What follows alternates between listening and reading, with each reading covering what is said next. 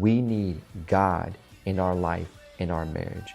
Because if we deprive ourselves of that loving relationship, of His plan, we're building our house on sand, and it will collapse.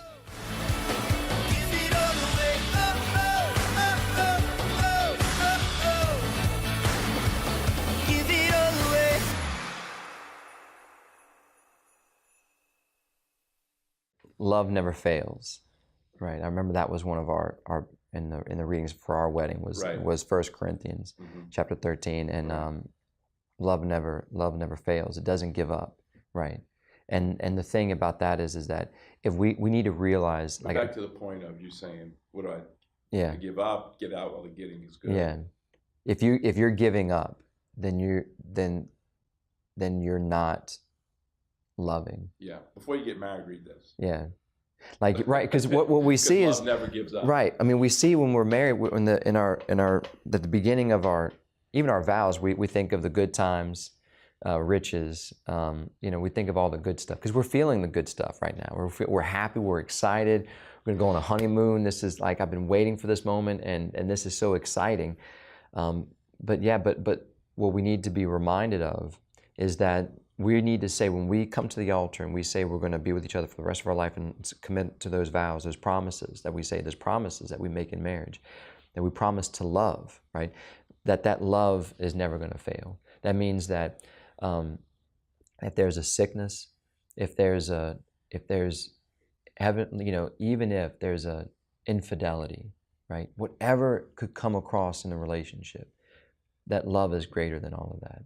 If we are going to put conditions on love, then we're not loving unconditionally, and that we're already planning an escape route, a quitting plan, a moment that we're going to stop loving because that happened. I'm going to stop loving. We say in marriage, there's nothing that you do that will prevent me, that will stop me from loving you. That's what we commit to a marriage. A marriage is meant to say to one another, I will love you no matter what.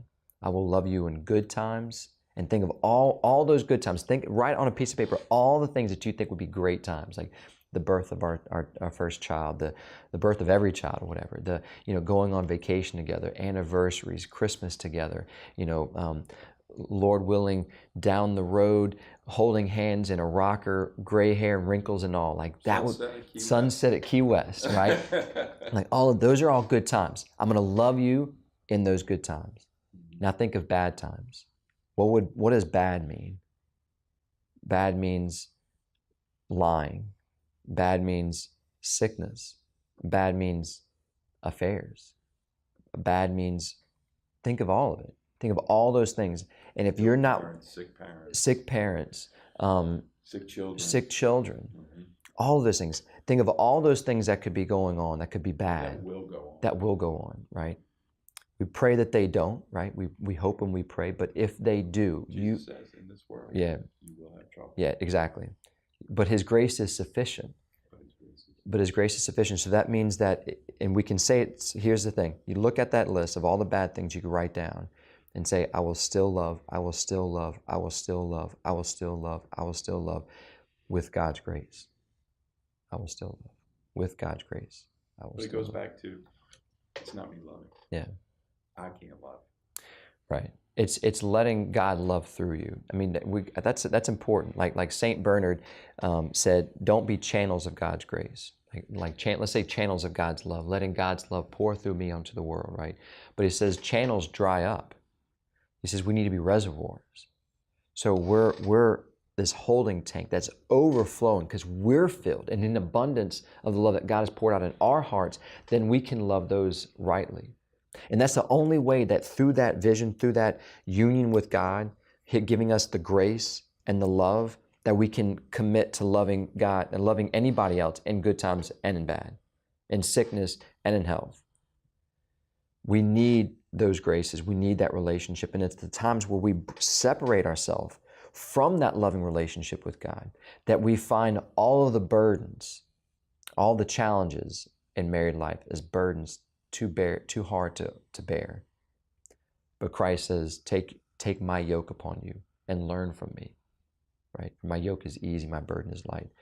Not that they all of a sudden they disappear, but that we have the grace. I've said this before with the storm. Like, Jesus says in Matthew 7, everyone who listens to these words of mine and acts on them will be like a wise man who built his house on rock. The foolish man did not listen, built his house on sand. Both houses experienced a storm. Both houses.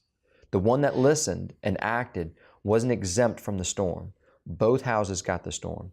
But the one who listened and acted, who remained in that abiding relationship, they were able to overcome the storm.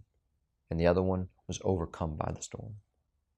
So when it comes down to like what married love is realizing that I'm asked to do something that I cannot do on my own. I cannot love like I'm asked to in marriage apart from God. I cannot do that. So I need to, as we need air in our lungs, as we need food and sustenance in our bodies, we need God in our life, in our marriage. Because if we deprive ourselves of that loving relationship, of His plan, we're building our house on sand, and it will collapse.